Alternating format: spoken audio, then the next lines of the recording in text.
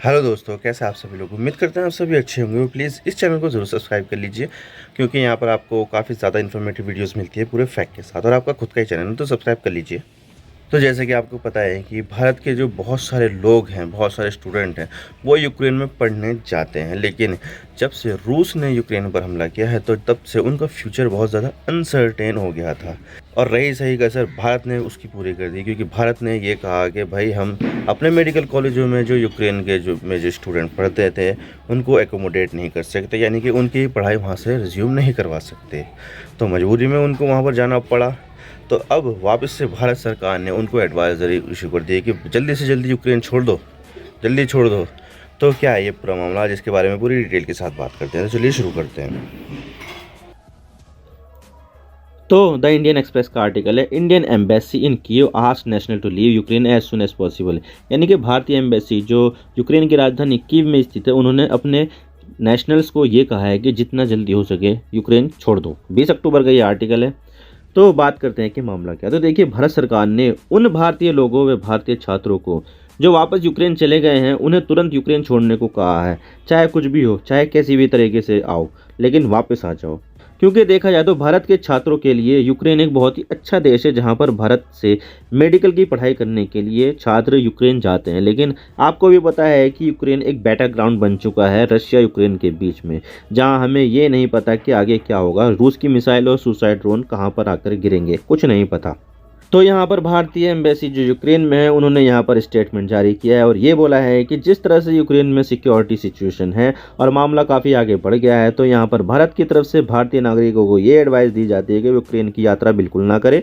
और जो भी लोग अपनी यूक्रेन में रह रहे हैं, चाहे वो स्टूडेंट ही क्यों ना हो, वो जल्द से जल्द यूक्रेन को छोड़ दें। वैसे देखा जाए तो जब दोनों देशों के बीच जहाँ जंग शुरू हुई थी, तो तब भारत ने अपनी एम्बेसी को कीव से हटाकर पोलैंड में टेम्परेरी बेसिस पर रिलोकेट कर दिया था, जिसने वापस से 17 मई से काम करना शुरू कर दिया है। लेकिन सवाल ये आता है कि भारत सरकार ने ये नई एडवाइजरी जारी क्यों की है। क्योंकि देखा जाए तो जब दोनों देशों के बीच युद्ध शुरू हुआ था, तो तब भारत ने ऐसी एडवाइजरी पहले भी इशू की थी। तो अब वापस से एडवाइजरी इशू करने का क्या मतलब बनता है।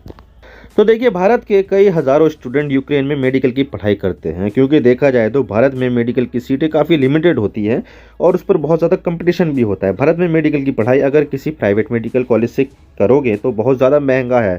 तो ऐसे में भारत के स्टूडेंट दूसरे देशों में जाते हैं और मेडिकल की पढ़ाई करते हैं, जो भारत से सस्ते में प्रोवाइड भी कर देते हैं। और इनमें से ही एक ऐसा देश है यूक्रेन, जो भारत के स्टूडेंट्स का एक पसंदीदा देशों में से एक है, जहां पर भारत के लोग मेडिकल की पढ़ाई करने के लिए लोग जाते हैं। लेकिन जब रूस ने यूक्रेन पर हमला किया, तो तब लगभग सभी भारतीय स्टूडेंट भारत वापस आ गए। लेकिन ये स्टूडेंट भारत वापस आ तो गए, लेकिन यहाँ पर इनकी पढ़ाई रिज्यूम नहीं हो सकी। और मेडिकल की पढ़ाई में ज़्यादातर प्रैक्टिकल किए जाते हैं ताकि बेहतर तरीके से पढ़ाई हो सके। तो ऐसे में स्टूडेंट सितंबर महीने से ही वापस यूक्रेन जाने लगे ताकि अपनी पढ़ाई को रिज्यूम कर सकें। लेकिन 8 अक्टूबर को कुछ ऐसा हुआ कि युद्ध का रुख ही बदल गया। दरअसल हुआ यह था कि यूरोप का सबसे लंबा ब्रिज जो रूस को क्रीमिया से जोड़ता है, उस पर अटैक हुआ, जिससे ये ब्रिज काफ़ी ज़्यादा डैमेज हो गया। अब ये ब्रिज रूस के लिए काफ़ी ज़्यादा ज़रूरी था, बहुत ज़्यादा इंपॉर्टेंट है, और इसी ब्रिज से रूस की सप्लाई क्रीमिया को और खेरसोन क्षेत्र में जाती है। लेकिन ब्रिज काफ़ी ज़्यादा डैमेज हो गया, जिससे रूस को काफ़ी ज़्यादा गुस्सा आ गया और उसने ब्रिज पर हुए अटैक के रिटेलिएशन में यूक्रेन के बड़े शहरों में क्रूज मिसाइलों से ताबड़तोड़ हमले किए और 80 से भी ज़्यादा क्रूज मिसाइलें यूक्रेन में बरसा दी। और सुसाइड ड्रोन से तो बहुत ज़्यादा हमले किए जा रहे थे। और रूस ने सिविलियंस और एनर्जी इंफ्रास्ट्रक्चर को काफ़ी ज़्यादा नुकसान पहुंचाना शुरू कर दिया। जो इलाके रूस ने यूक्रेन से कब्जे में लेकर अपने में मिला लिए थे, तो उनमें मार्शल लॉ भी लगा दिया, जैसे कि ज़पोरिजिया, खैरसोन इलाका, दोनेत्स्क और लुहांस्क, ये उसने अपने में मिला दिए थे। और वहाँ पर उसके बाद मार्शल लॉ लगा दिया था, यानी कि पूरा कंट्रोल अब मिलिट्री के हाथ में है। और इसकी वजह से यूक्रेन में हमलों का खतरा बहुत ज़्यादा बढ़ चुका है। और कब रूस से मिसाइल या कौन सा ड्रोन कहां पर गिरेगा, कोई कुछ नहीं बता सकता है। तो ऐसे में भारत ने सिक्योरिटी को देखते हुए जितने भी भारतीय यूक्रेन में हैं, उन्हें वापस भारत भेजने की ट्रैवल एडवाइजरी इशू कर दी है। लेकिन सवाल यह आता है कि भारत ने ऑपरेशन गंगा के जरिए भारत के स्टूडेंट्स को एयरलिफ्ट तो कर लिया था, तो भारत में ये स्टूडेंट वापस यूक्रेन क्यों जाने लगे।